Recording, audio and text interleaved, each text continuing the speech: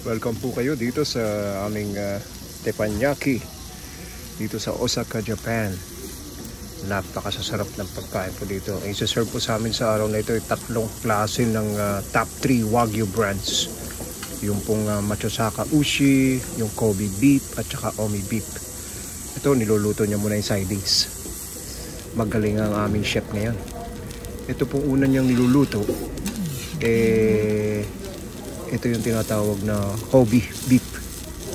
Yung pong nabanggit kong tatlong yun ay lahat yun galing sa Kansai region ng Japan. At ang talagang original doon ay yung Japanese black cotton na nanggagaling naman sa Hyogo Prefecture. Lahat ng klase ng beef na matitikman namin at mapapanood nyo sa araw na ito, yung tatlong klase, ay talagang the best po ng Wagyu na talagang pinagmamalaki at masarap na masarap. Kaya manood lang po kayo habang niluluto ni Manong Chef ang aming unang Kobe beef. Talagang sarap po. Makikita niyo yung mantika at saka yung taba. Naglalaway na ako. Sigurado masarap ito. Kaya sasabihin ko po sa inyo kung anong pinakamasarap sa tatlo.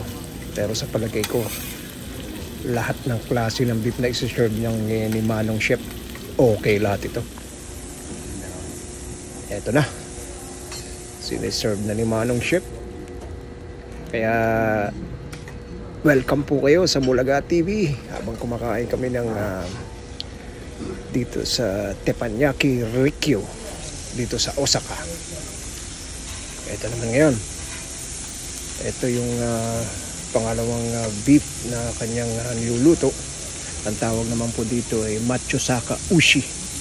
Galing din po ito sa Kansai region sa prefecture ng Hyogo sa Japan. Yan, siniserve na. Ako muna ang inuna ni Manong Chef. Yun, ngayon naman makikita nyo na naubos na namin yung una. Niluluto naman niya ngayon yung Omi beef na tinatawag. Ang texture po nito medyo kakaiba. Maliit lang yung serving, pero pag natikman nyo to, sabi nila ito yung pinaka the best. Pero sa akin, sa palagay ko, lahat ng na-serve niya, magmula dun sa Machosaka beef at saka sa Kobe na Wagyu brand, the best lahat. Wala akong tulak kabigan. Talagang pag isinubo mo, matutunaw sa dila. Hindi mo na kailangan nguyain. Hindi, nguya rin naman kayo. Pero yung mga nakakain na ng Wagyu beef, yan talagang the best ito. Eto na, pinagkayat na ni Manong Chef. Sinerve na naman. Oh my goodness. Walang tigil ang kakakain ng Wagyu sa araw na ito. Ito nga pala po ay courtesy po ng aming panganay na si Kuya Jeremiah. Siya po lahat na nagbahay nito at ang kanyang butihing may bahay na si Camus. Pag-serve po nila nito, bibigyan kayo ng mga sausawan. Katulad nito, may bawang, may wasabi, at may toyo. At bibigyan din kayo ng asin. Yan yung mga side dishes at saka yung gulay. Salad yan eh. Ang ginagawa ko dyan, sasawsaw ko muna sa asin. Tapos lalagyan ko sa ibabaw ng bawang at wasabi. Tapos ngayon magsasangag na si Manong. Yung pinagsagangan niya, yun yung mantika na natira dun sa tatlong beef na kanyang ginawa. Kasi ang style ng teppanyaki, ang kanin huli para nandun talaga ang masarap na matitikman yung pagkain ng kanin. Tapos ito yung supo, tingnan nyo. Wow! Super sarap yan. Kaya enjoy po kayo at kami enjoy na enjoy din. Ayan na. Pinagaganda at pinaghahandaan na niya ng lutuin ng masarap itong sinangag. Itong makikita niyo mga tuyong nasa tabi na left side. Yan po yung inuna niyang niluto. Kung sa atin ang tawag dyan, tutong. Pero kita nyo naman, ginawa niya ng style. Kasi ilalagay niya sa ibabaw yan mamaya pagka-serve ng sinangag. Oo nga pala po, i-introduce ko sa inyo yung aming mabait na chef na si Yukimura. Pasensya na kayo, tawag ko sa kanya si Manong Chef. Siya po ay marami ng award na natanggap. At talagang kilalang-kilala po siya dito sa Kiryu. Ito nga pala po ay located sa Osaka. Nasa 19th floor po ito ng Hotel Grand Via dito sa Osaka. Kaya habang ang pamilya ko ay nag-i-enjoy ng mga side dishes, patuloy naman po siyang nagluluto ng sinangag na isi-serve niya sa amin. Kaya mukhang ang sarap nito talaga. Eto na, nagkukwentuhan ng pamilya ko. Talagang pinag-uusapan nila ng talagang napakasarap dito sa Kiryu Teppanyaki sa Osaka. Kaya enjoy na enjoy talaga kami. Pinaulit-ulit kong sinasabi, enjoy na enjoy talaga kami.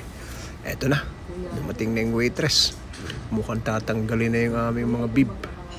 Kasi ipiprepare na yung room para sa aming dessert. Kasi pagkatapos yung kumain dito sa Teppanyaki, bibigyan kayo ng another room for desserts. Kaya tara, let's go. Wow, another table.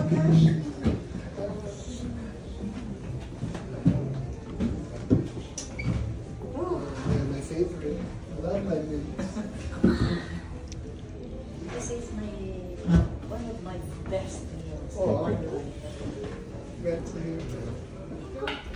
Kasi wala siyang bag. Ay kanina, ginaya ko siya.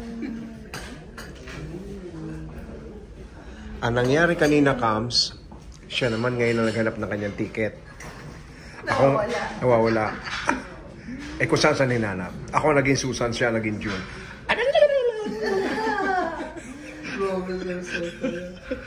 Ang tawa ko. Ano? Sabi ko. Galit kayo dati. Hate niya mag-bag. Ang dami niyang bag-bag na... Ang daming bit-bit, pero walang sariling personal bag. Yung wallet, hindi niya... Warabi Wachi. Oh, the matcha. Hinakomochi and azuki, so taste is sweet tea and green tea ice. Aha. So lemon tea and lemon tart. Thank you. mura. I know you love your dad stuff. Your lemon tart. Dito mga red bean din ang kuha na. Dorian. Lovely. Sarap to.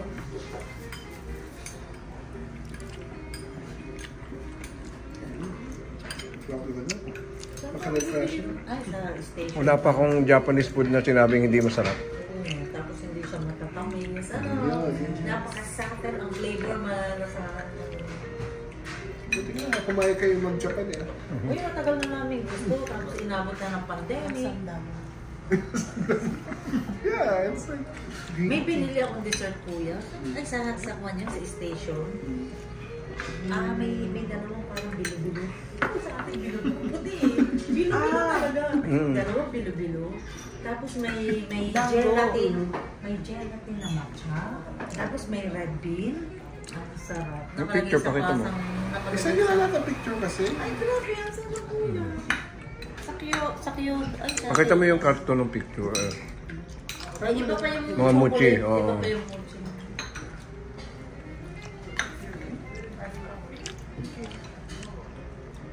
Nakakatawa sa St. Regis. 3 kasi kami. Ang ginawa na naman katulad doon sa Shangri-La, na binigyan siya ng parang kid bed. Pinalis ni mami mo at masikip na. Ang lalaki kasi ng bed eh. Pwede ng 4 na matulog o 5 eh.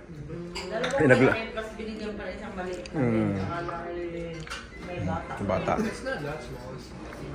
Pero malaki na. Mas maliit yung sa Shanghai. Do you think it's bigger than me? I mean, smaller than me. I work just Oo, maliit. Hindi pwede sa'yo.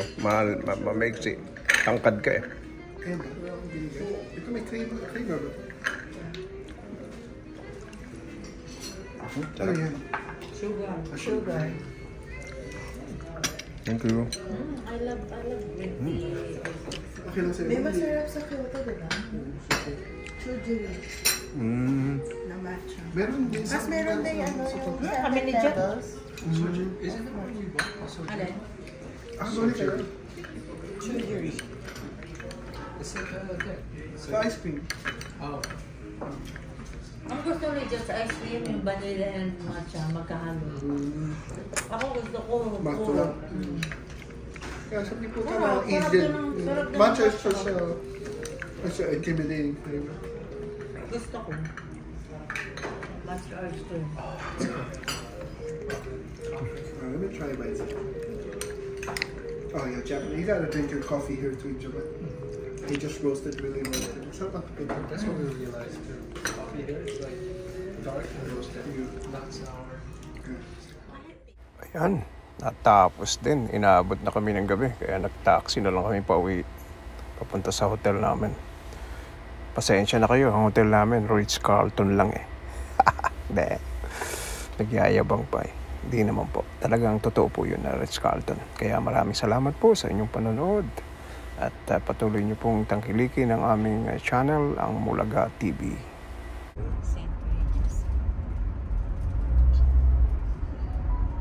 Ayan na, malapit na. Pag-hotel na ito eh.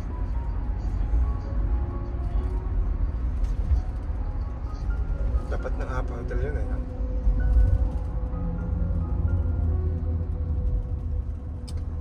Ito na. Papasok na. これですかね。ホテルの名前 Yeah, を yeah. Yeah. これやね。 Mm-hmm. これちゃいます。ホテル。 St. Regis. St. Regis. これやじょ。 Yeah. セントなんですか？ St. Mhm. Regis. ホテルの名前セント。 Hotel. Hotel, yeah. じゃあ何時ホテルですかね。名前わからんですよこれ私は字が読めないからね。これですか？これじゃないですか？ Maya-maya na lalabas. そうもう Move here? It's okay. How much? じゃあハワイここですか？ Uh-huh. ここですか？ Okay. Card? ここですか？ Yeah.